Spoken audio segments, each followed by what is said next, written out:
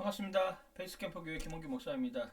오늘 함께 묵상할 말씀은 특별히 성금요일을 맞이해서 우리가 예수님의 십자가의 죽음이 나에게 어떤 모습으로 다가오는지, 그 십자가의 죽음은 어떻게 처절하게 이루어졌는지 그 말씀을 여러분들하고 같이 좀 살펴보려고 합니다. 오늘 함께 하실 말씀은 마태복음 27장 45절에서 56절까지의 말씀을 통해서 우리의 십자가는 어디에서 시작되고 또 어떤 모습으로 가야 되는지 한번 잠깐 살펴보도록 하겠습니다. 먼저 본문을 한번 같이 읽도록 할게요. 오늘 본문 말씀 마태복음 27장 46절에서 56절까지입니다. 제6시로부터 온 땅에 어둠이 임하여 제9시까지 계속되더니 제9시쯤에 예수께서 크게 소리질러 이르시되 엘리 엘리 라마 사박다니 하시니 이는 곧 나의 하나님 나의 하나님 어찌하여 나를 버리셨나이까 하는 뜻이라. 거기 섰던 자 중에 어떤 이들이 듣고 이르되 이 사람이 엘리야를 부른다 하고 그 중에 한 사람이 곧 달려가서 해변을 가져다가 신 포도주에 적시어 갈대에 꿰어 마시게 하거늘 그 남은 사람들이 이르되 가만두라 엘리야가 와서 그를 구원하나 보자 하더라. 예수께서 다시 크게 소리질러 이르시고 영혼이 떠나가신지라. 이에 성소 휘장이 위로부터 아래까지 찢겨져 둘이 되고 땅이 진동하며 바위가 터지고 무덤들이 열리며 자던 성도의 몸이 많이 일어나되 예수의 부활 후에 그들이 무덤에서 나와서 거룩한 성에 들어가 많은 사람에게 보이리라. 백부장과 및 함께 예수를 지키던 자들이 지진과 그 일어난 일들을 보고 심히 두려워하여 이르되 이는 진실로 하나님의 아들이었도다 하더라. 예수를 섬기며 갈릴리에서부터 따라온 많은 여자가 거기 있어 멀리서 바라보고 있으니 그 와중에는 막달라 마리아와 또 야고보와 요셉의 어머니 마리아와 또 세베대의 아들들이 어머니도 있더라. 우리가 사람의 전기를 보면 그 생을 상당히 살아서 어떻게 생했을까 이걸 되게 중요시하게 여기는데 오늘 특별히 예수님은 자신의 죽음을 앞두고 거기에 어마어마한 강력한 의미를 부여하는 모습을 우리에게 보여주고 있습니다. 보세요. 마태복음 27장 45절은 제6시로부터 9시까지의 사건을 이야기를 합니다. 예. 6시부터 9시까지의 시간적인 순서도 나와 있고요. 그때 대낮임에도 불구하고 온 땅에 어둠이 임하였다라고 하는 이런 표현을 하고 있습니다. 검은 구름이 완전히 빛을 차단한 이런 깜깜한 상태를 우리에게 알려주고 있는데 빛과 대조적인 단어로 사용이 됩니다. 태초에 하나님이 천지를 창조하실 때 첫째 날 무엇을 창조하셨어요? 그렇습니다. 빛을 창조하셨죠. 빛이 생겨났기에 어둠이 존재하는 것입니다. 어둠의 존재라고 하는 것은 원래 없었던 것이죠. 빛의 부재가 어둠이라고 하는 것입니다. 결국 어둠이라고 하는 것은 빛의 부재라고 할 수 있는 거죠. 빛의 부재. 말하자면 선의 부재가 악이라고 하는 것하고 똑같은 거죠. 선이 없기 때문에 선이 점점 없어지고 있기 때문에 그것이 악이라고 하는 것으로 나타난다라고 하는 이런 의미하고 비슷할 수 있는 것이죠. 악 자체는 원래 존재 자체가 없는 것인데 선이 부재하기 때문에 악이 나타난다. 빛이 부재하기 때문에 어둠이 생겼다라고 하는 것이죠. 아무리 작은 빛이라도 조금만 정말 0.0001 룩스만 있어도 어둠은 사라지게 되는 것이죠. 완전히 어둠은 없는 것이죠. 예수님의 십자가의 사건은 그러한 빛이 어둠으로 바뀌는 사건이었다라고 할 것입니다. 스스로 당신도 빛이라고 나는 세상의 빛이다. 그런데 이제 십자가의 죽음으로 말미암아 그 빛이 어둠으로 바뀌었다라고 이야기를 하고 있는 것이죠. 그게 제9시까지 계속 되었다고 하는 것입니다. 그리고 제9시쯤에 예수님께서 십자가상에서 얼마나 처절했는지 하나님께 부르짖는 장면이 나옵니다. 뭐라고 하냐면 엘리 엘리 라마 사박다니 이렇게 표현을 합니다. 엘리 엘리 라마 사박다니라고 표현을 하고 있는 모습을 봅니다. 번역하면 이런 것이죠. 나의 하나님 나의 하나님 어찌하여 나를 버리셨나이까 라고 하는 이런 표현을 쓰고 있습니다. 누군가 내버려 두다라고 하는 이 표현이에요. 버리다, 폐기해 버리다 라고 하는 이런 뜻인데, 단 한 번도 분리되지 않았던 성삼위일체 하나님이 잠깐 십자가를 통해서 분리된다라고 하는 이런 의미도 나타내고, 성자 예수님이 죄인들을 구원하시기 위해 죄인처럼 하나님께 버림받은 상황을 묘사하기도 한다라고 이렇게 표현을 하고 있었습니다. 죄인처럼 그 상황을 묘사한다. 하나님 어찌하여 나를 버리셨습니까? 이야기를 들으면 예수님 다 알고 계셨잖아. 죽을 줄도 알고 계셨고 부활할 것이라고도 다 알고 계셨습니다. 근데 왜 하나님 앞에 이렇게 토로하고 있을까? 하나님 어찌하여 나를 버리셨습니까? 라고 이렇게 표현할 말이 안 되는 거잖아요. 사실 생각해보면 이해가 안 되는, 뭐 하나님 죽을 것을 알고 있었고 부활할 것도 이미 다 알고 있었는데 왜 이런 표현을 쓰셨을까? 어쩌면 이런 모습을 통해서 인간적인 모습을 드러내는 완전한 인간으로서의 모습을 보여주고 있는 것이라고 생각이 되어집니다. 완전한 인간이 되셨기에 그 마지막 죽음의 처절한 순간에 놓여 있을 때 당신 스스로도 내가 하나님께 버림받았다라고 하는 이런 인간적인 생각이 드는 거죠. 그래서 성경이 정직한 것입니다. 사실 그대로 기록하고 있기 때문. 아니면 다 포장할 수 있잖아요. 다 예쁘게 만들 수 있잖아. 해피엔딩으로 끝날 수 있잖아요. 그런데 진리는 그렇지 않다라고 하는 것입니다.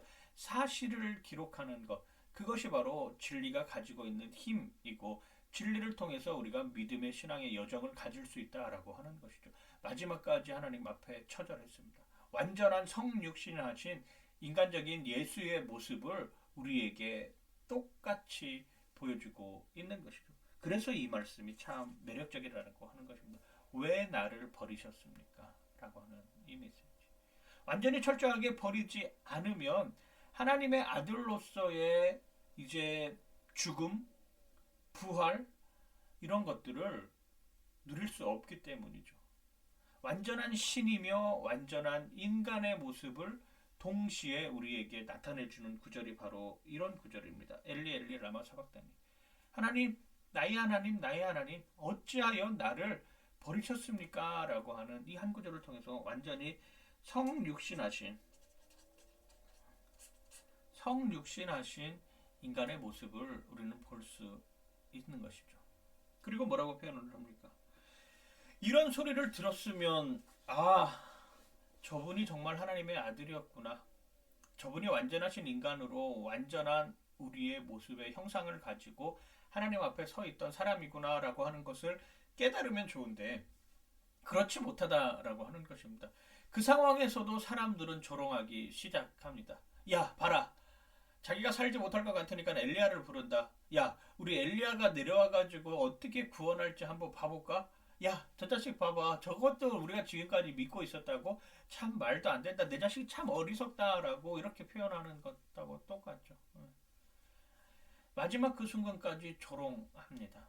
예수님이 십자가 지는 여정 곳곳에 군중들은, 대제사장들과 서기관들은 그를 조롱하고 그를 비난하고 그에게 가진 능욕을 정말 참지 못하게 행하였던 모습을 우리는 여실히 느끼고 있고 절실하게 보여주고 있는 것이죠. 그리고 나서 예수님께서 다시 크게 소리 질렀다라고 표현을 합니다.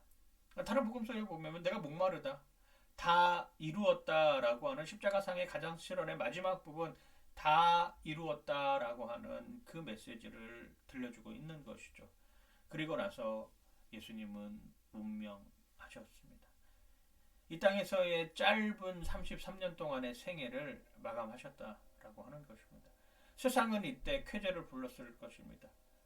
마치 모이는 무리들이 많아지는 그 상황, 사람들이 점점 예수 근처로 모여드는 그 상황이 완전히 끝났다라고 생각되었던 것이죠.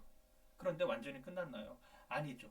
지금도 예수를 믿는 사람들, 지금도 십자가와 부활을 믿는 사람들은 여전히 우리와 함께하고 있다라고 하는 것입니다. 그게 우리의 희망이고 그게 우리의 소망이고 그게 우리가 가져야 할 삶의 자리라고 하는 것이죠. 예수가 죽었어요. 죽은 것으로 끝났으면 아마 기독교는 없어졌을 것입니다. 죽고 거기서 끝이었다라고 하면은 우리가 신앙생활 할 수 있는 이유가 아무것도 없는 것이죠. 그런데 예수님의 죽음은 또 다른 생명의 시작을 의미했습니다. 이제는 완전한 인간의 모습이 아닌 완전한 신으로서의 모습으로 우리에게 다가오고 있는 것이죠.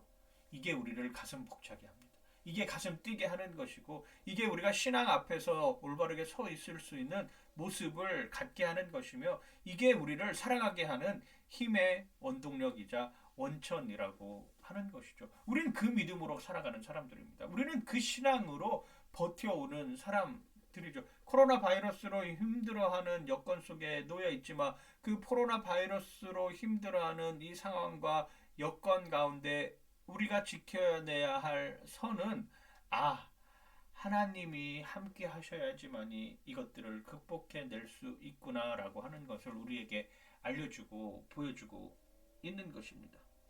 그리고 어떤 이런 일이 이럽니까? 성소의 휘장이 위로부터 아래까지 찢겨졌다.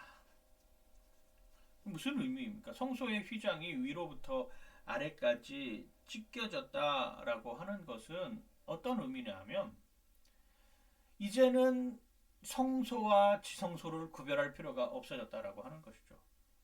지성소에 들어갈 수 있는 사람은 대제사장 한 명밖에 없었습니다. 그것도 정해진 날, 그 정해진 기일 외에는 들어갈 수 없습니다. 지성소의 의미가 무엇입니까?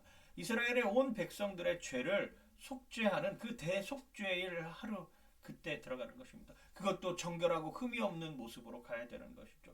조금이라도 흠이 있다라고 하면은 그 자리에서 죽을 수밖에 없는 모습입니다. 방울을 매달고 갑니다. 방울 소리가 끊어지면 제사장도 죽은 것이라고 생각하고 갈고리를 끌어내어서 데리고 시체를 끄집어내는 이런 지경입니다. 그런데 예수 그리스도가 십자가에 달려 죽으심으로 그 성소와 지성소의 휘장이 끊어졌다, 휘장이 갈라졌다라고 하는 것은 이제 누구든지 예수의 이름으로 하나님 앞에 갈 수 있다라고 하는 것을 우리에게 보여주고 있는 것이죠. 이게 희망의 메시지입니다.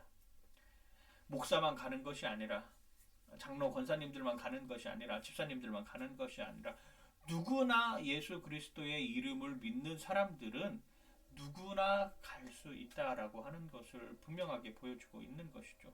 이게 우리에게 있어서 희망이고 우리가 기독교를 믿어야 우리가 예수 그리스도를 믿어야 하는 이유가 바로 그 이유라고 하는 것이죠. 우리는 그런 신앙으로 살아가야 되는 것입니다. 그게 우리를 살리는 힘이고 그것이 우리의 삶의 지표이고 그것이 우리의 삶의 자리에서 하나님을 나타낼 수 있는 방법이라고 하는 것입니다. 성소의 휘장이 위로부터 아래까지 찢어져 둘이 되고 땅이 진동하며 바위가 터지고 무덤들이 열리며 자던 성도의 몸이 많이 일어났고 예수의 부활 후에 그들이 무덤에서 나와서 거룩한 성에 들어가 많은 사람에게 보이니라. 기적과 이사가 나타나는 것이죠. 예수님의 죽음은 열린 무덤들이 열리고 바위가 터져 나가고 부활하는 성도들의 실체의 모습들을 우리에게 보여주고 있는 것입니다. 그때 한 백부장 나타납니다. 이방인 백부장과 함께 예수를 지키던 사람들이 지진과 그 일어난 일을 보고 심히 두려워 이르되 이는 진실로 하나님의 아들이었도다 하더라. 그렇습니다.